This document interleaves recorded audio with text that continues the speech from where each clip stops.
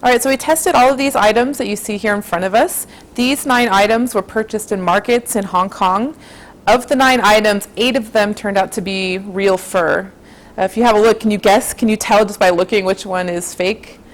We couldn't at first. It's quite difficult, but it turns out that this one is the fake one. The pom-pom here is plastic, not made out of fur. But everything else in this pile here, from this hair tie to these shoes, and even this cat toy turned out to be real fur. And as far as we can tell, it's all rabbit fur. These 2 items were seized by SPCA inspectors, and they're also real. They're definitely not plastic. We can't yet identify it to species, and what we would ideally like to do is to do some DNA testing on them, but it's very difficult with pieces like this that have been processed, because the processing and making these into wearable products kills the DNA and makes it difficult for us to identify.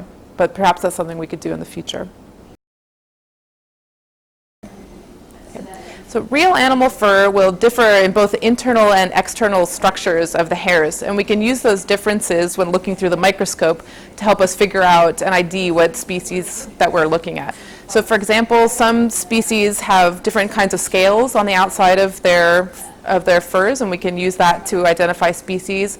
Also, the internal structures, or the middle part of the hair, differs between different species, and even the pigment patterns, so the coloration patterns between different hairs, can help us to figure out what species is included in an item.